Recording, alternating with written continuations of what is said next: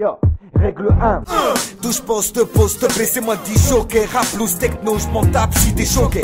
La journée commence directement dans les rangs. Et si on veut que tout se passe bien, hors de question de paraître tolérant. Le prof repère les soignés, coupe au gel, petit vernis tout frais, les autres mentons ont mitouflé. Salut tout le monde, c'est Gab Morrison. Alors vous savez, c'est bientôt la rentrée, donc on est avec un rappeur un peu spécial, c'est Boscomat. Salut Boscomat. Salut mon pote. Alors bah déjà tu peux te présenter. Ouais, donc mon nom c'est Boscomat. Je viens de la région Nord, donc 59. Ça fait 10 ans que je fais ça à peu près. Et avant d'être prof, je voulais être rappeur. Ok, déjà est-ce que t'as des projets? Bah écoute, j'ai un EP qui vient de sortir qui s'appelle À la bonne école, donc qui est sorti au mois de juin. Donc dessus il y a 6 morceaux et voilà, dont le titre phare qui est un petit peu cartonné au mois de mai, qui s'appelle Idée folle. Donc il est disponible sur iTunes, sur Deezer, sur Spotify, donc il est un petit peu partout sur le net. Ok, t'as un label ou d'autres choses comme ça? Du tout, je bosse avec mon asso, donc on est indépendant. Et c'est une asso donc maubeugeoise qui s'appelle le Secteur 7. Ok, et les instrus elles viennent de toi? Non, moi je suis juste auteur et interprète. Sinon à la composition c'est vraiment des potes qui m'entourent, des mecs qui sont là depuis longtemps dans le rap, d'autres qui sont un peu plus jeunes on va dire, mais voilà, ce sont des mecs de mon équipe qui composent mes sons. Ok, alors première vraie question on va dire, d'où vient ton nom?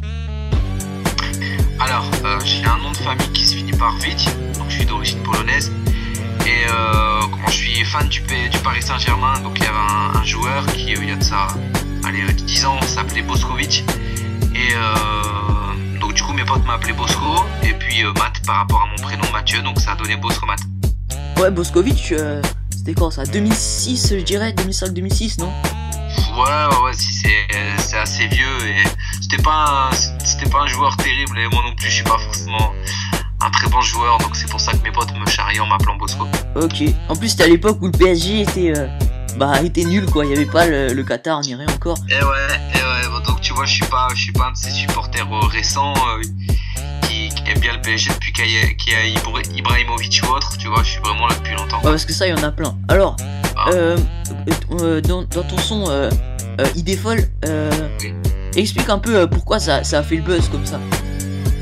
Bah écoute, les gens aiment bien ce qu'il y a d'insolite, ce qui sort de l'ordinaire, et puis bah, du coup lorsque j'ai allié mes deux passions, c'est-à-dire la littérature et le rap on va dire, même si pour moi en fait les deux ne forment qu'un, ça a donné le morceau d'un prof qui a voulu raconter un petit peu son quotidien et de raconter la vie de ses étudiants, qu'ils soient collégiens ou lycéens, dans un morceau qui a été rappé. Donc c'est pour ça, c'est le prof rappeur ou le rappeur prof qui a plu et qui a fait que ça a cartonné.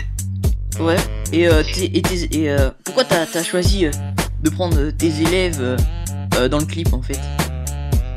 Pourquoi mes élèves et pas d'autres, ou alors pourquoi d'avoir fait un clip? Pourquoi il y a des élèves dans le clip on va dire? Ah ouais, bah tout simplement parce que c'est, comme je te dis, c'est un morceau qui raconte l'école. Donc si c'est un morceau qui raconte l'école, il faut bien que les élèves puissent, tels qu'ils soient, peu importe où ils habitent, il faut qu'ils puissent se reconnaître dedans. Et puis voilà, il fallait qu'il y ait des élèves. Je voulais pas être tout seul dans le clip quoi. Ça c'est un morceau de partage, c'est un morceau que je voulais partager avec les parents, avec les élèves, avec les collègues, avec tout le monde en fait. Donc c'était obligé que je puisse que je mette mes élèves là-dedans. Ouais, tu vois, moi, au début, j'ai vu ça sur la page Le Saviez-vous version rap. Alors en fait, je vois, il y a un rappeur, Boscomat, qui a fait un clip avec ses élèves. Du coup, je suis allé voir et j'ai trouvé ça pas mal. Je me suis dit, ouais, en plus, c'est un rappeur un peu spécial vu qu'il est prof et tout. Et je suis allé voir, j'ai vu que t'étais accessible, on va dire, parce que tu sais, c'est pas des. Par exemple, il y a des mecs, genre. Oui, un exemple au hasard, Rof, tu vois. Tu peux pas lui parler, tu peux pas envoyer de message ni rien, c'est obligé, il te répond pas. Alors qu'il y a des rappeurs genre toi qui sont plus accessibles et qu'on peut répondre. Du coup j'ai envoyé la demande pour faire un interview tout ça. Et puis bah voilà, t'es là, c'est cool. Donc alors autre question, pendant le tournage du clip, comment ça s'est passé en fait? Genre t'avais mis la musique en fond tout ça ou? Ouais, j'ai fait comme tout autre rappeur, c'est-à-dire que en fait pour tourner un clip il te suffit, bah déjà il faut enregistrer ton son auparavant. Donc, il faut que tu l'aies enregistré, donc sur CD ou autre, peu importe, mais je veux dire avec ton logiciel. Et après l'objectif c'est de pouvoir muter tes vidéos, les vidéos que tu prends, et puis de pouvoir caler ton morceau au-dessus de la vidéo. Donc en gros, ça veut dire que c'est du playback quoi, le jour où tu fais le clip, c'est du playback. Et ça c'est vrai qu'il y a beaucoup de personnes qui ne le savent pas forcément. Donc en fait, peu importe, il m'est déjà arrivé de tourner un clip où le son enregistré était dans mon portable, et mon portable dans ma poche. En fait ça c'est pour être sûr d'être toujours dans le rythme, et puis de pouvoir non pas ne pas oublier un texte, parce qu'un texte on l'oublie pas, mais de respecter ça, le rythme de la musique. Ouais, et sinon dans tes élèves, est-ce qu'il y en a eu qui ont critiqué ou des trucs comme ça après le clip ou... Bah non, ou si il y en a eu, franchement j'ai pas entendu. Tu sais, j'ai de superbes élèves, il y en a 80 qui ont tourné dans le clip, et il y en a plein d'autres qui voulaient y être aussi, mais après c'est juste une question administrative, des papiers qui n'avaient pas été signés à temps, etc., qui ont fait qu'ils n'ont pas pu y participer. Mais non, franchement ça a été cool, et puis tu peux aller sur ma page, il y a beaucoup d'élèves qui sont là, qui laissent des messages et tout, donc non, il n'y a pas forcément une critique. Et le clip il a été tourné à un moment où il n'y avait pas cours, non? Ou pendant les heures de cours? Même pas, dis-toi, ça s'est fait sur une journée normale. C'est-à-dire que je suis arrivé le matin, on s'est plutôt la veille ou l'avant-veille, on s'est bien organisé avec ma direction. On a fait en sorte que je puisse ne pas travailler entre guillemets. Et après les élèves ont été pris pendant 1 ou 2 heures. C'est-à-dire qu'ils avaient cours, on va dire de 8h à 10h. Et de 10h à midi, ils étaient avec moi le matin. Je parle des collégiens. Ensuite, c'est l'heure du repas. Et à 13h30, c'est les lycéens qui sont arrivés avec moi. Ils sont restés 2 heures. Ils sont partis en cours pour la dernière heure. Et là, j'ai récupéré de nouveau les collégiens pour faire le 3e couplet. Donc ça a été une organisation de fou pour justement que cette journée soit parfaite et que chacun puisse profiter. Donc c'est-à-dire et les profs et les élèves. Et voilà quoi, c'était une super organisation. Ouais, c'est marrant. Surtout qu'avec l'âge que j'ai, j'aurais pu être un de tes élèves, mais bon. Vraiment. Ouais, parce que je passe qu'en seconde, donc voilà. Ah ouais. Sinon, est-ce que une question un peu en dehors, on va dire. Est-ce que tu penses que n'importe qui peut faire du bon rap? N'importe qui peut faire du rap.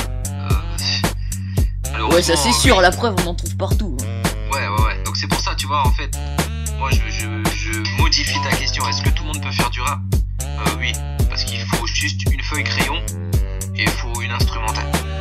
Maintenant, est-ce que tout le monde peut faire du bon rap? Non, tout le monde ne peut pas faire du bon rap. C'est-à-dire que ce qui tourne beaucoup en ce moment ou sur internet, moi des fois je regarde, franchement je t'avoue j'ai mal au cœur parce que je me dis non, c'est pas possible, on peut pas mettre l'étiquette rap sur ce que telle ou telle personne a fait. Après, je critique pas la personne en elle-même, hein. C'est juste sa démarche. Et puis ce qu'elle dit, je veux dire, elle se revendique comme étant cette personne-là se revendique comme étant la meilleure, etc. Elle fait passer des messages un peu bizarres, tu vois. Et finalement c'est mal fait quoi. Donc il y a plusieurs choses à faire. Quand on balance un son sur le net, il faut que ce soit de bonne qualité. Et lorsqu'on balance un message, il faut que ce soit un message propre quoi. Il suffit pas de dire je suis le meilleur. Il faut le prouver. Puis en le prouvant de cette manière-là, franchement non, j'adhère pas. Ouais, c'est sûr. Surtout, j'ai remarqué 2 types de mauvais rap. Il y a le mauvais rap que tu peux trouver, tu sais, qui sont faits bien par des trucs moches, tout ça. Des gars qui rappent devant leur cam, mais ça fait assez moche. Donc il y a ce rap-là. Et il y a les mecs qui ont un petit peu plus de qualité. Mais tu sais, j'appelle ça le mode Caris. En fait, ils rappent bien lentement parce qu'ils ont pas de flow, en fait. Et ça se fait de plus en plus. C'est une mode maintenant de rapper à la Caris, Booba, etc. C'est surtout les mecs de quartier qui font ça, parce qu'en fait c'est, je sais pas, ceux qui ont, ils arrivent pas à... En fait tu vois, le meilleur, le rappeur à la mode dans ce moment il rappe très vite, 2 fois plus de personnes seraient en mode rap vite, alors que là ils sont tous lents en fait, je sais pas le délire mais ils sont lents. Ouais, comme tu dis, c'est une mode, et puis tu sais c'est difficile de faire une phrase, de rapper vite on va dire. Donc en rappant lentement, ça amène une certaine facilité. Donc c'est pour ça que tout le monde fonce dessus. C'est encore plus simple. Ouais. Alors tu vois, je suis sûr le rappeur qui ferait le plus de vues en ce moment. En ce moment, je dirais ceux qui... Peut-être pas ceux qui vendent le plus, ceux qui font le plus le buzz. Genre Booba ou Caris.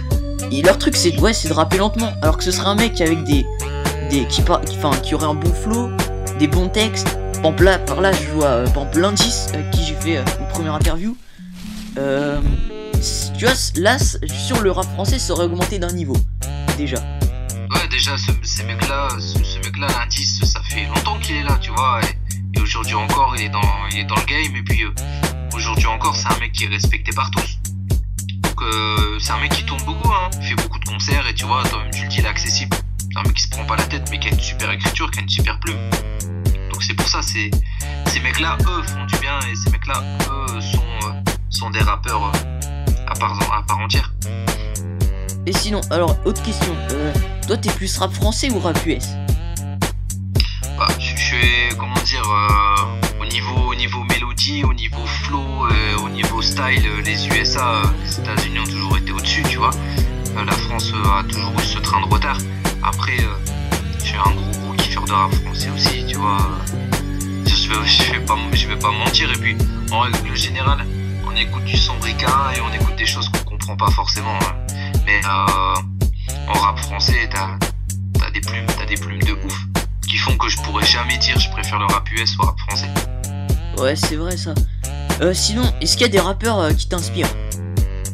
Il y en a énormément. Alors te donner un nom plus qu'un autre, je sais pas. J'aime bien les Sages Poètes de la Rue, la Secret Connection. J'aime bien les X-Men, IAM bien sûr. J'aime bien Fab, donc la Secret Connection. Oxmo Puccino, Six La Peste. Enfin, il y a plein de noms comme ça, et j'en oublie tellement. Tu vois, il y a plein de personnes que j'écoutais en étant gamin, que j'écoute encore aujourd'hui et qui me font toujours autant kiffer. Ouais. Sinon, dernière question là, cette fois-ci elle porte pas sur le rap. Mais bon, celle-là c'est le classico, je l'ai dit à chaque fois. Ma chaîne YouTube elle est un peu basée sur les jeux aussi. Est-ce que tu t'y intéresses? Les jeux vidéo? Non, je t'avoue que je suis pas jeux vidéo du tout, et je pense que la dernière fois que j'ai pris une manette pour jouer à FIFA ou PES, ça devait être FIFA 2011 ou 2012, donc tu vois, je suis un peu à la ramasse. Si tu m'avais dit que c'était une chaîne autour de la littérature, là on aurait pu parler. Ouais. Mais sinon, non, je suis pas trop jeux vidéo. Ouais, sinon déjà ça fait quand même assez longtemps là, 10 minutes d'interview. Merci d'être venu, hein, Boscomat. Merci à toi de m'avoir proposé cette interview, c'est cool. Ouais, je vous mettrai le lien du clip Idéfol dans la description, parce que ça plus du coup, excuse-moi, je te coupe, je fais ma pub. Il y a une page Facebook, donc page Facebook, il y a le compte YouTube, un compte Twitter, un compte Instagram. Tout ça c'est Boscomat à chaque fois, vous pouvez pas vous tromper, BOSKOMAT. Il y a un site internet www.boscomat.fr ou .com. Qu'est-ce qu'il y a d'autre? Il y a plein de choses. Enfin, on est facilement accessible, et comme je l'ai redit, le P à la bonne école, c'est pas cher, il est juste à 7 €, et c'est ce qui me permet vraiment de pouvoir financer les prochains clips, les prochains projets, etc. On se fait vraiment pas d'argent avec ça.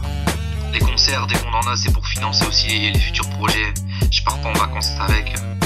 Donc voilà, ça veut dire que tant que les gens continueront à acheter des petits projets, à soutenir des mecs qui sont comme ça indépendants, la musique ne mourra pas, on va dire.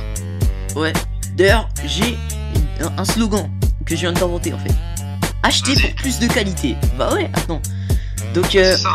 Ouais, donc voilà, je vous mettrai peut-être pas tout, je mettrai à la limite Facebook, site officiel, tout ça dans la description, comme ça si vous vous intéressez, allez voir.